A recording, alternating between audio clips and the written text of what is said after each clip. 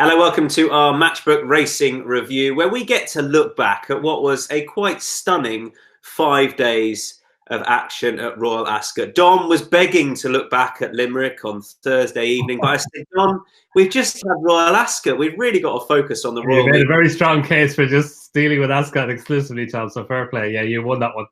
I did, just about, didn't I? You were putting your foot down, but no, we're going to focus on Ascot naturally because it was brilliant. It got really exciting Thursday afternoon, didn't it? Particularly when Turgenev hit the front in race 5 in that Britannia, and Frankie looked as though he was going to go and rattle 5 home. But I think that's when it peaked. Not that it wasn't brilliant after that, but that was quite sensational stuff. But what we'll do is we're going to keep this hopefully to 25 minutes, half an hour. So we've got 10 points, 5 each we're going to get through. Donn, you're going to kick us off, if you don't mind, with a horse to talk about in the commentary. It was the winner, and then we'll maybe analyse a few in behind. But first of all, Arizona, it was sort of typical 2-year-old Ryan Moore, Aidan O'Brien stuff, and he's a very talented colt. It was, yeah, and I just liked the way he did it, Tom. Aidan O'Brien wins Coventry Stakes. Shock, it wasn't. But I thought he wasn't that quickly away. He was a bit in behind early on. He wasn't travelling best around 3 furlongs out. And then when Ryan Moore just got after him on the far side, and as we know, as the week developed, and maybe it wasn't the case so much on Tuesday, it was more pronounced on Wednesday, you wanted to be more near side than far side on the straight track. But Arizona, he just grounded out really well. And for a horse who was only having his third run, I know all of his rivals were fairly inexperienced as well, but he came forward a lot from his debut. He got beaten by Sunday Sovereign on his first run. Then he beat King of Athens by 8 lengths next time and went into the race as an understandable Coventry Stakes favourite. And just the way that he was strong in the finish, and with Threat and Gilsman, I know you like Threat, but with the two of them finishing second and third behind him, it looked like a strong Coventry Stakes. And I suppose you can nearly even add to his performance because of the fact that he raced on the far. I know Gilsman raced the far side as well, but I just loved the way he was strong in the finish. That was over 6. He'd probably get 7 anyway, so it's going to be very interesting to see where he'll go. Look, he's favoured for next year's 2,000 guineas, and you can understand why as well. So he's not. There's nothing under the radar about him, but I just really like the way he did it and the attitude that he showed. I think the price differential between Threat and Arizona for next year's 2,000 guineas is interesting. I would love to believe what I'm about to say, but I don't 100%.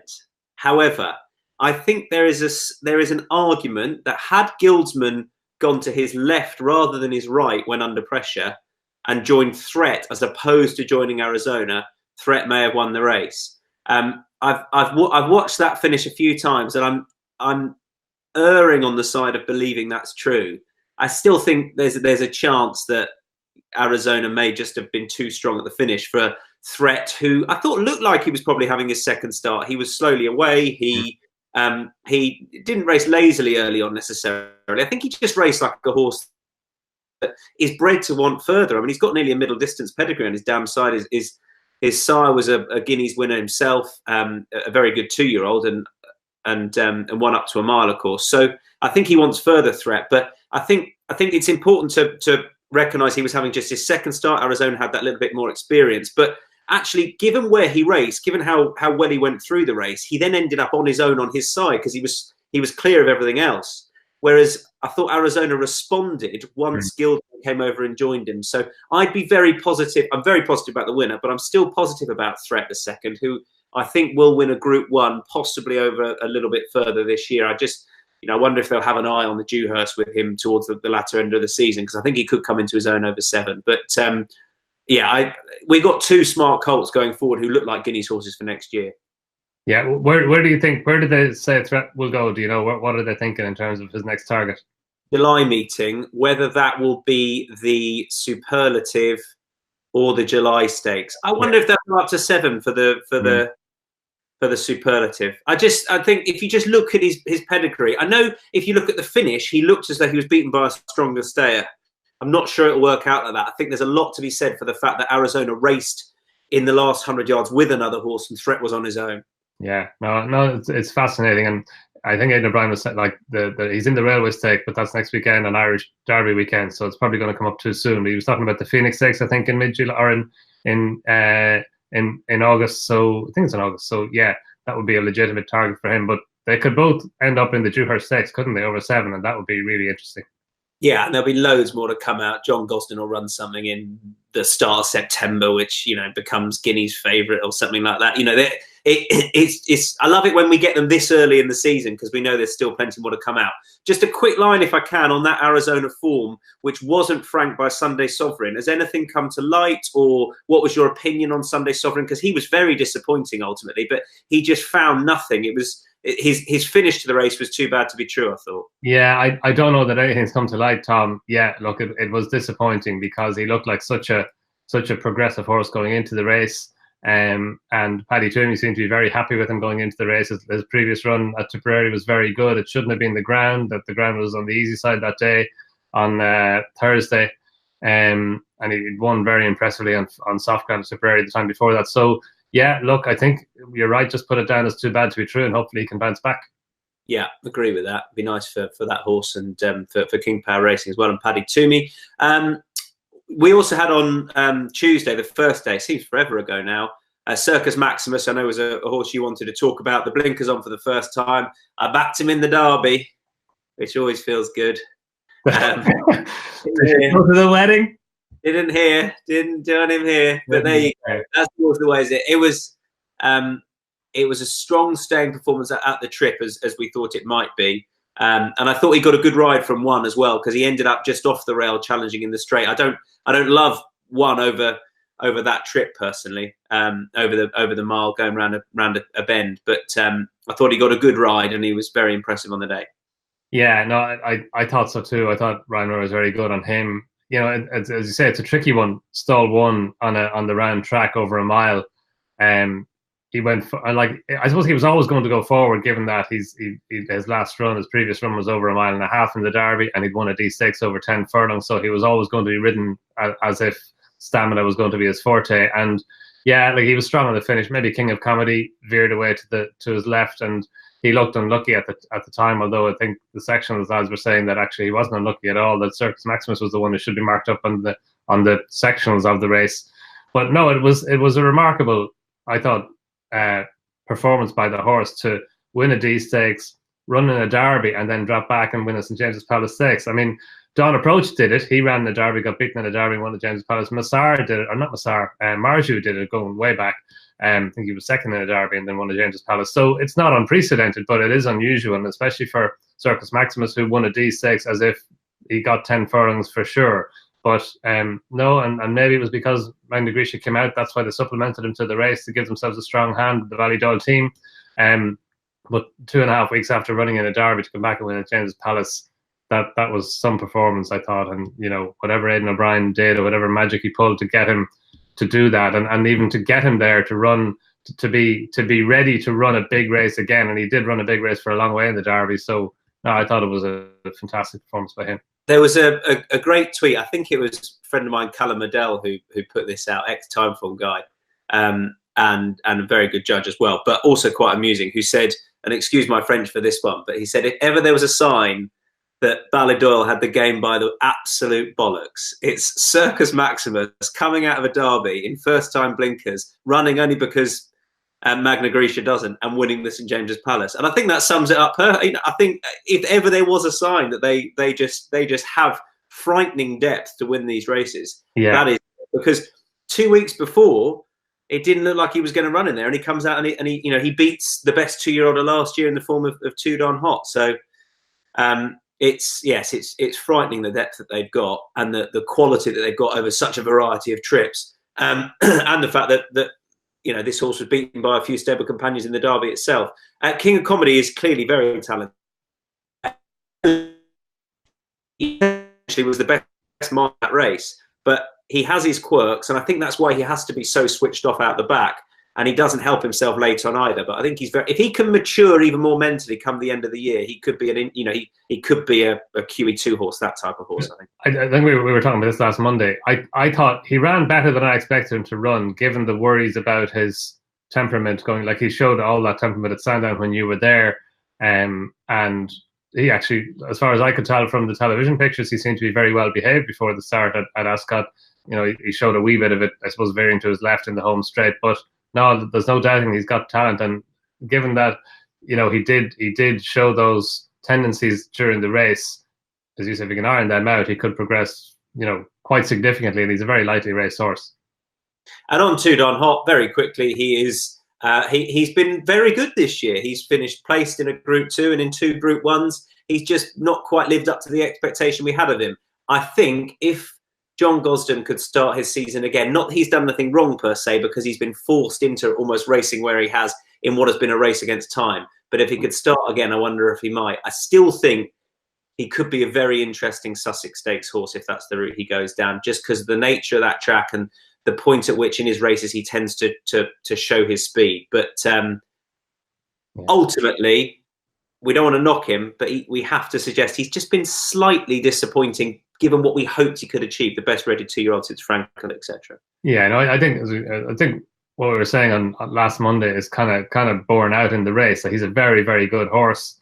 He was a better 2-year-old relative to his peers than he is a 3-year-old. They've progressed as well, and they've probably closed the gap, or some of them have caught up with them and passed them. And I think you're right about his campaign. I think that the Irish Guineas was a little bit of a, I don't know, maybe we missed the English Guineas, so therefore, even though he ran the Dante, we're going to have a go anyway. I think John Gosden even said afterwards that given his time again, because if he'd have run in the Dante, finished second in a race in which it was a race against time to get him there, over 10 furlongs, then if they'd said, right, let's run him in the James's Palace, that would have been a legitimate target. Whereas the Irish Derby, just even at the time, kind of felt it came up very quickly after the Dante and dropping down in trip as well. So maybe take him away now, give him a nice break, and bring him, as you say, to the Sussex Stakes.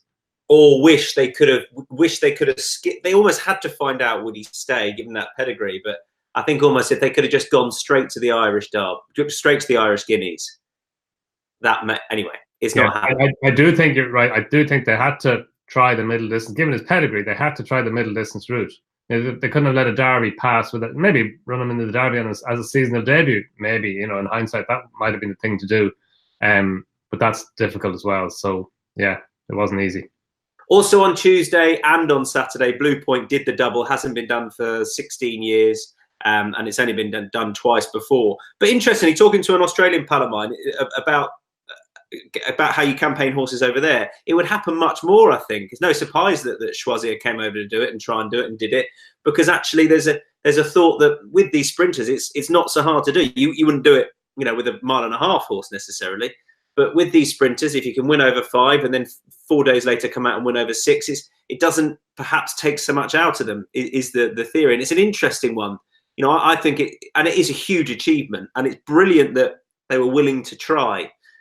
This horse, I think, is undoubtedly a better horse this year. I still think his best performance was to overcome where he was drawn, given how he likes to race on the Tuesday in the King's Stand. Given that he showed he could race handy, he could be on his own without a bit of cover, still having learned to race within himself in the early part of the race. I still thought that was the best performance. I thought everything actually went right. Was possibly a little bit during in the Diamond Jubilee, but aside from Frankie and probably Stradivarius, he for me was the best or the most notable performance, given that he did it twice and won 2 Group 1. So I thought that was fantastic that Blue Point went and did that. Having said that, I have no idea whether they will want to go to a July Cup next. I don't think so, or even an Unthought. He's still the sort of horse that Ascot is really his bag, but back at York again, I'd probably want to back off. And with regard to Batash, I hope he goes back to Goodwood, because I'm praying there's any sort of even money going around for him there, because I think he'd be absolutely perfect there. He's still running a good race in the King's Stand, but he doesn't have that finishing kick over the stiff 5. Yeah, no, like again, we discussed him on last Monday as well. Going back to Ascot, I thought he ran a hell of a race. The fact that we're drawn on different ends of the field, that made it very interesting. And actually, going to the final furlong, it looked like he was coming his race. Blue Point was picking up as well on the far side, and look, it was a good race between the two of them. That the market had Batash slightly favoured, but not by much. But yeah, I think back at Goodwood, he'll take an awful lot of beating. Back at York as well. It's the seesaw with Batash that we spoke about at the very start of the season, isn't it? So it's going to be very right. Although I was a bit worried where Batash was drawn that it might actually suit him, but he's a lovely trading horse given where the race is panned. I think that's what makes the sprint division just so interesting, exciting how these straight tracks, some horses are so far better suited to some tracks than others. I think that's what makes it so fascinating. With regard to the Prince of Wales, how it was billed as the race of the week, given that we had Seer Class, Noah Nable, I know, but Seer Class, Crystal Ocean in there, and the like. How did it live up to it for you? How good a race was it? Yeah, I mean, I suppose Crystal Ocean had a few goals at Group 1s. I think he'd been beaten in 3 Group 1s before running in the race. Look, I thought he ran out a very good winner. I thought he was a horse who's progressing along the lines that he would win a Group 1 sooner or later. And yeah, look, they had the Hardwick as an option, but it was obviously the right. He's gone and won it. It was the right call to run him in the Prince of Wales. But no, I thought Frankie Dettori was we hadn't ridden a winner at that point for the week. That seems like a long time ago. But no, he was very good. He had him just behind the pace, and on a horse who we know stays a mile and a half, to ride him like that. And look, Magical gave him a race, and for a little while in the home straight, it looked like she was coming to get him. And just whenever he switched across her, that just seemed to put the final nail in her chance. She just couldn't pick him up then. But he was strong all the way to the line. And I think he could be an underrated horse. I thought he was an underrated horse maybe going into the race. And maybe now he'll get the accolades he deserves, because I think he's improving as well. He's a typical Sir Michael Stoute horse, just improving as an older horse, an older middle distance horse. And Sea of Class, I thought she ran a hell of a race as well. You know, on the face of it, it's disappointing she was beaten. She was a relatively short price, but the ground was all against her. And her first run back, I think that I'm sure Connections will be more than encouraged by that. And even William Haggis was saying afterwards that he kind of kicking himself a bit for running her on the ground. So back on better ground now later in the season. Yeah, I'd say she's one to. I think she even enhanced her reputation as a result of that run rather than detracted from it. Yeah, I think that's it's obviously a positive way of looking at it. But I take that because they will have, William beforehand. I think he felt he was running almost stupidly, but where else are you going to go? You've got to run at some point. And she was looked after, and that's fine. And I think, we highlighted her price at the top of the market in a preview, suggesting that, not backslapping here, but suggesting that on the day, on reappearance, in what looks a very tough race, particularly if the rain did come, it might not be her scene. But it's going to be her all roads leading back to Longchamp at the end of the year, isn't it? Just on Crystal Ocean, I think we can say 10 is his best trip now. If you look at his King George run last year, compared to this, he just looked more in his comfort zone at the business end of the race over 10. Maybe the ground helped as well, but I thought that proved himself to just be, if you had to pick, you'd go 10 furlongs at a stiffish 10 as well. Maybe just best for him. Just to talk about his ride that he got from Frankie and Stradivarius, the one that Frankie gave him. Jamie Lynch did an excellent piece throughout the week about how Frankie approaches the track on the round course at Ascot, and he showed it again on Stradivarius. He's early on. He's looking to be a couple wide if he can be. Now compare that with Stradivarius at the back end of last year, where he was on the rail, and as opposed to Frankie switching out on that occasion, he went up the inside of Ryan Moore back in October because he saw the gap there. There was a clear point here where he could have clung to the inside, and he actually let, was it Max Dynamite, I think, come up on his inside? Well, it was Rich Ritchie Horse come up on his inside because he wanted to be off that rail angling out. And I thought he was absolutely superb on Stradivarius, who was allowed to show his turn of foot because ultimately they didn't go quick enough. I think it was the slowest time furlong per furlong on the day on the round course. And that played to this horse's strengths, I think, Stradivarius, who's got that potent turn of foot. But my goodness me, he is as bomb-proof a stayer as I think we've ever seen now. Yeah, no, and I can continue to go against him, and I won't learn. The Sylvester de Sousa was in a tricky situation, wasn't he, on DXB, because his horse wasn't proven over 2.5 miles. He raced like he would definitely improve for stepping up beyond 2. He doesn't have that turn of foot. He's a real grinder, real galloper, and you could see it just on the run up the side of the track, up the hill. He just started to wind up, but in hindsight, he probably would have gone faster than he went, given that Stradivarius has that turn of foot even over that trip. Yeah, I think so, but I can see why. You're at that point, you're at sort of the height of the rain, the height of the testing ground. Well, I know it dried up coming into that day, but you're aware it's testing ground. It's soft all over on the round course. You're running over 2.5 miles with a horse that's unproven at the trip. you're not going to go healthily. You've still got to ride the race. You know, you think it's going to suit you. Sylvester's brilliant from the front. I think if he could have his time again to try and beat Stradivarius, because again, his horse DXB did fight on again. Well, he did. Like he was passed for second, wasn't he? And he battled back to get. Like, look, of course, in hindsight, you're beating a length. You're going to look back and go, of course, what could I have done differently to find that length? And the answer possibly is, you know, be more aggressive. But that's very easy in hindsight. And yeah, he's riding a horse who isn't proven over the trip. Or Stradivarius, who's the champion stayer, proven over the trip at the track. So it's hard. And yeah, just I suppose, you know, it's these things are very, very easy in hindsight. But DXB, he ran a big race over the trip, and he definitely got the trip. Oh, without a doubt. I wonder if back at Ascot, the thing with him is to not necessarily go quicker throughout the race, but start winding up sooner and make it a real test in the straight, because that's where he seemed to come into his own the last 100 yards or so. But hey, look, very easy to sit here and say that. He'll have his time as long as he doesn't bump into Stradivarius. Well, that's it. Well, like, you know, his program is going to be governed by where you would think. You know, if you owned DXB, you'd want to go, right, where's Stradivarius going? And then where can we go in order to avoid him? Because it's hard to see how he's going to beat him, isn't it? Yeah, Goodwood, you know, that'll suit him.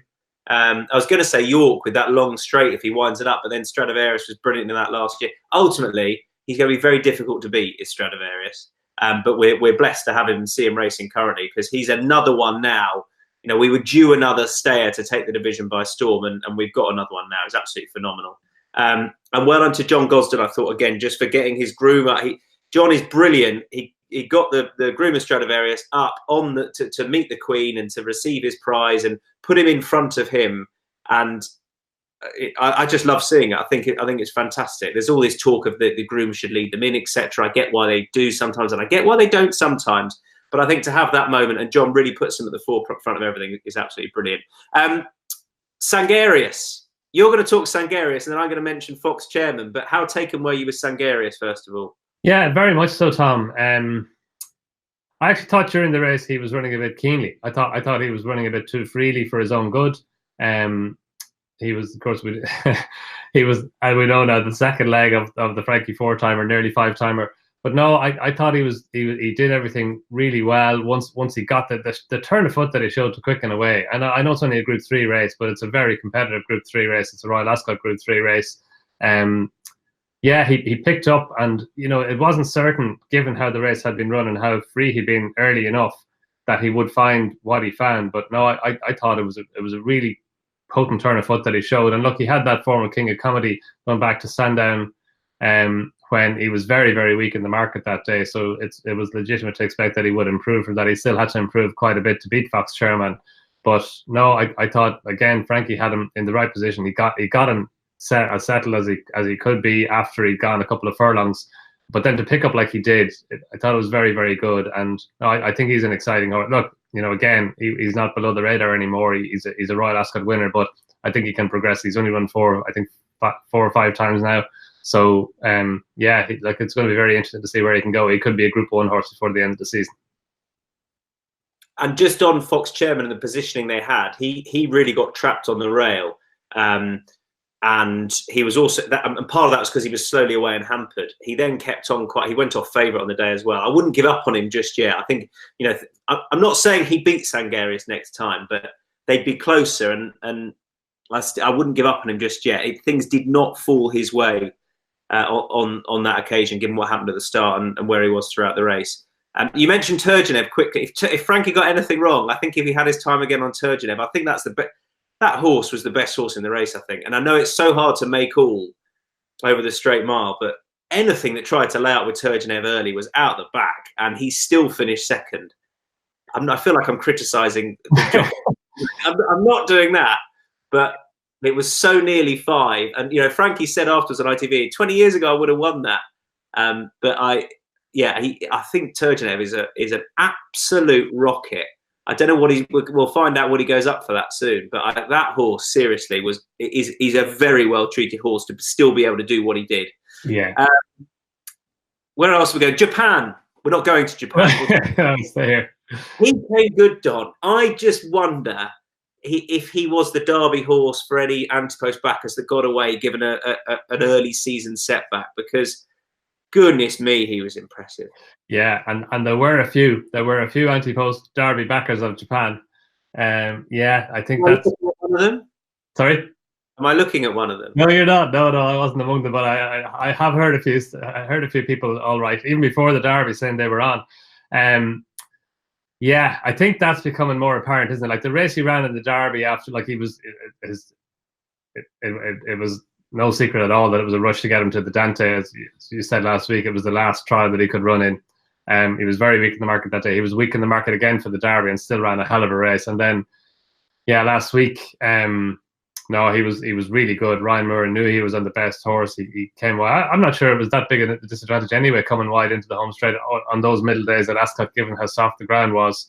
And he just stayed on so well. Look, you know, it was a super performance of a horse who was vastly superior to his rivals on the day. I know a few of them disappointed, like ran, you know, mediocrely, like Private Secretary and Pablo Escobar maybe, and Pondos as well. But it didn't matter. He was just so good. And if you add that to his run in the Derby, given how rushed to preparation he had, yeah. And then Ryan Moore's comments afterwards when somebody suggested that, I think it was Ollie Bell suggested the St. Leger, and he said, a mile and a half. He doesn't need to go up to a St. Leger trip. He could be top class over a mile and a half, and that's as it is. You know, the Irish Derby is probably coming up too soon, but the King George, you'd have to think the King George is the race for him, wouldn't you?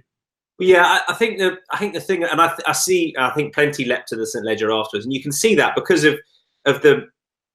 I know this horse ran in the Derby, but you know, sometimes for this race, for example, you know, the ebb of the seventh, it can be for those that perhaps weren't quite at Derby level. And the way he saw it out suggested that further will suit. But I think the key point about the horse is at one stage, this horse was the Derby horse. And it was the early season issues he had, which meant he didn't quite reach that level. But he's not one that was never going to reach that level. And you know, he looked a serious animal.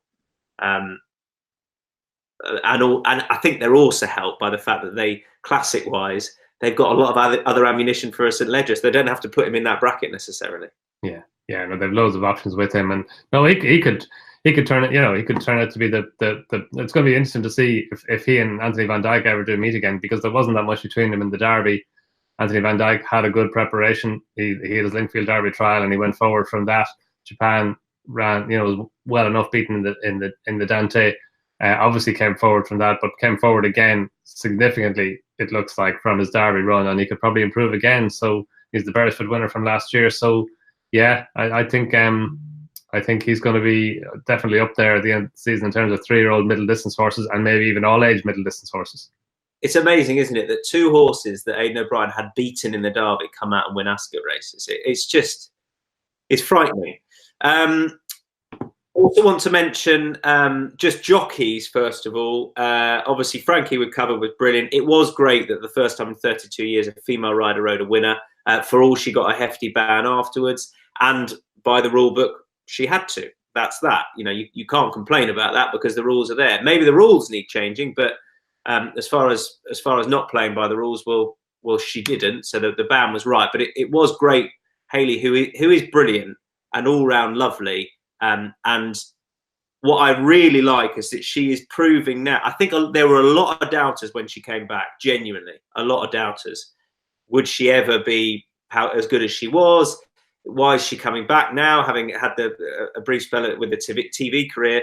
She's come back riding right up with as good as she ever has, and with that confidence as well. She was great last year, and now to get the Royal Ascot winner, I think it was so well received by everyone in racing. Yeah, I think a couple of things on that. Like, first of all, I thought it was appropriate that Hayley Turner would be the first female rider since Gay Calloway to ride a Royal Ascot winner, because she's such an Ascot.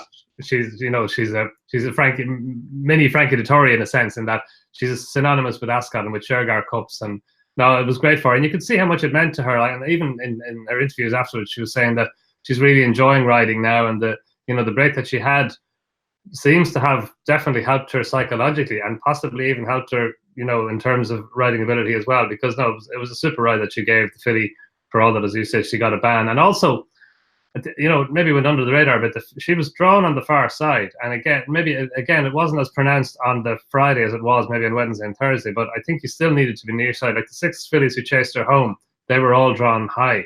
I think 10 or higher, and some of them right towards the near side. So I think Thanks Be herself, the filly, she did well to win. And she might be a filly who can be marked up a little bit and might be a little bit, you know, it was Haley who got all of the attention. So, you know, Thanks Be might just be worth keeping in mind as well.